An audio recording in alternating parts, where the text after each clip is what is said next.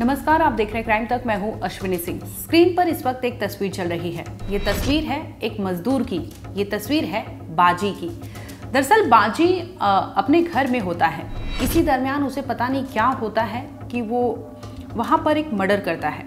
Murder करने के बाद वहां अपने कमरे में ही लाश रखता है। लाश रखने के बाद वो सोचता है कि आखिर इस लाश के साथ क्या करे। इसके बाद उसे कुछ नहीं सोचता तो वो फौरन चला जाता है किचन में और कुकिंग करने लगता है। यानी बाजी अपने घर में लाश रखता है, इसके बाद वो जाता है किचन में खाना बनाने लगता है। खाना बनाता है, खाना वहाँ वापस वो बना के ले आता है जहाँ पर उसने लाश रखी होती है। उस लाश के पास बैठकर वो देखते रहता है, एक टक निहारते रहता है, लेकिन कुछ भी कहता नहीं है क्योंकि उस घर में उस लाश के साथ सिर्फ और सिर्फ बाजी था और उस कमरे में कोई नहीं था।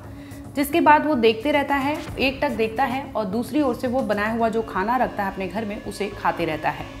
इतने पर भी उसे कुछ डर भय नहीं लगता। इसके बाद वो सोचता है कि अब मुझे कुछ नशा करना है, जिसके लिए वो शराब की बोतल लाता है और खाने के साथ वो शराब भी पीने लगता है।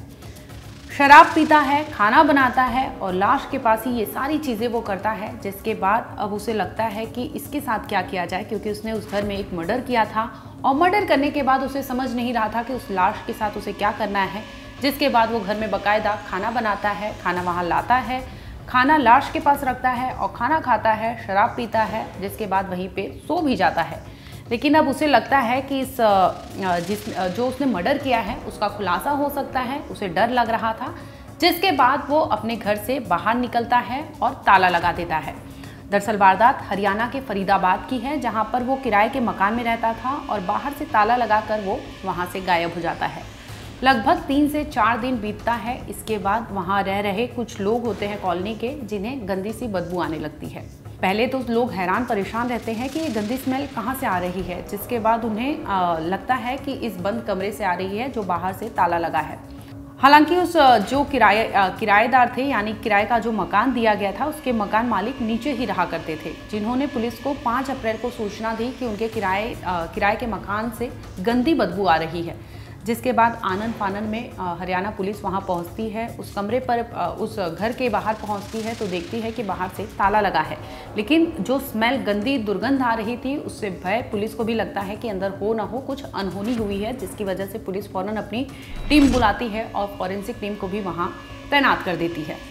अब पुलिस जोर जबरदस्ती करके उस दरवाजे का ताला तोड़ती है और अंदर दाखिल होती है। जब पुलिस अंदर दाखिल होती है तो उनके हाथ पांव फूल जाते हैं कि वहाँ पर एक बंद कमरे में, यानी वहाँ कमरे में एक लाश पड़ी होती है ज़मीन पर, और वो लाश एक महिला की होती है। हालांकि महिला देखने में बहुत गरीब लगती थी कि गरीब खानदान से है, गरीब परिवार से है, जो उसका हुलिया था। और वही पुलिस जब लाश देखती है, इसके साथ ही वहाँ जांच पड़ताल करती है कि आखिर इसके साथ किसने ऐसा अपराध किया है जिसकी वजह से वो मर्डर को अंजाम दिया गया था। जब पुलिस तफ्तीश करती है तो पुलिस को दिखता है वहाँ शराब की बोतल पड़ी होती है। इतना ही नहीं, घर में ऐसे पुलिस जब छानबीन करती है तो पहुँचती है किचन तक, जहाँ उसे लगता है कि किसी ने यहाँ पे कुकिंग किया है, बाकायदा खाना लाया है और लाश के अगल बगल ही चाहे वो दारू का बॉटल हो, चाहे वो खाने के प्लेट हो, चाहे वो ग्लास हो, सारी चीज़ें वहाँ पे मौजूद होती है। जिससे पुलिस को लगता है कि जिसने भी इसका मर्डर किया होगा वो यहाँ पर बैठा होगा और खाना पीना खा के बाकायदा वो यहाँ से फरार हो गया। अब पुलिस छानबीन में जुट जाती है कि आखिर इस किराए के मकान में रहने वाला कौन था। अब बारी आती है मकान मालिक से पूछताछ की। पुलिस फौरन मकान मालिक को बुलाती है और पूछताछ करने लगती है कि ये किराए का मकान आपने किसको दिया था। जिस पर खुलासा होता है, वो बताते हैं कि यहाँ पर दिहाड़ी मजदूरी करने वाले बाजी अपने साथी के साथ, यानी खुशबू के साथ वो यहाँ रहा करता था। हालांकि जब पुलिस तहकीकात करती है, लाश की शिनाख्ती के लिए बुलाती है, क्या आप जानते हैं ना, तो किराएदार ने, जो मकान मालिक होते हैं, वो बताते हैं कि ये हमारे किराएदार है, ये खुशबू है, इसके साथ यहाँ बाजी रहा करता था। लेकिन बाजी को पुलिस जब तलाश करती है तो उस घर में बाजी नहीं मिलता। यहाँ तक कि पुलिस को लगता है कि जब उसकी खुशबू की वहाँ पर मर्डर की गई थी तो ऐसे में सवाल ये उठता है कि बाजी वहाँ क्यों नहीं था, क्योंकि बाजी और खुशबू उस घर में रहते थे तो ऐसे में उसको यहाँ रहना चाहिए था। लेकिन पुलिस जब तफ्तीश करती है तो उसे लगता है कि यहाँ हो ना हो बाजी ही कुछ इसमें दाल में काला है, जिसकी वजह से बाजी यहाँ से फरार चल रहा है। अब पुलिस लगातार उसकी जाँच में जगह जगह छापेमारी करती है, जांच करती है, पूछताछ करती है। वहीं दूसरी ओर मोबाइल सर्विलांस के थ्रू भी उसका नंबर निकाला जाता है, तहकीकात करती है कि किसी भी एंगल से बाजी तक पहुंचा जाए। इसी दरमियान पुलिस को टिप मिलता है, जिसकी वजह से हरियाणा पुलिस बिहार पहुंचती है जहां से बाजी का पता चलता है और पुलिस फौरन बाजी के पास पहुंचती है और उसे अरेस्ट कर लेती है, जिसके बाद अपने कस्टडी में लाती है और पूछताछ करती है कि आखिर माजरा क्या था और तुम्हारे घर में खुशबू की लाश मिली है। पूछताछ में ये सामने आता है कि बाजी और खुशबू पिछले 1 साल से वो उस घर में रहते थे, किराए के मकान में रहा करते थे। वो दिहाड़ी मजदूरी पास में ही किसी जगह पर दिहाड़ी मजदूरी के लिए जाया करते थे, जिसकी वजह से ये लिव इन रिलेशनशिप में उस घर में किराए के मकान में रहा करते थे।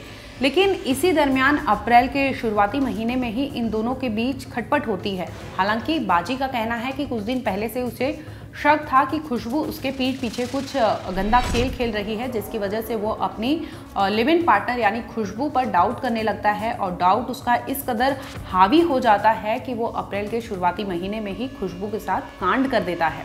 दरअसल वो करता क्या है कि अपनी गर्लफ्रेंड के साथ उस दिन उसकी बातचीत होने लगती है, लेकिन इसी दरमियान झगड़ा होता है।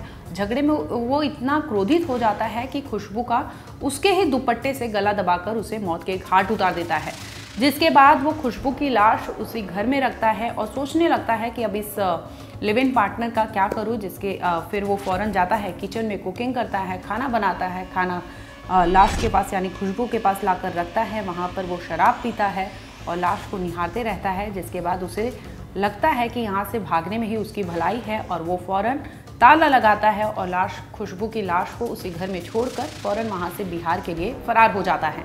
हालांकि हरियाणा पुलिस और बिहार पुलिस की मदद से उसे जल्दी ही गिरफ्तार कर लिया जाता है, जिसमें उसने खुलासा भी किया है कि आखिर उसका मोटिव क्या था कि उसने खुशबू को मौत के घाट उतारा, जिसमें उसने कहा कि उसे शक था, जिसकी वजह से उसने खुशबू को मार डाला।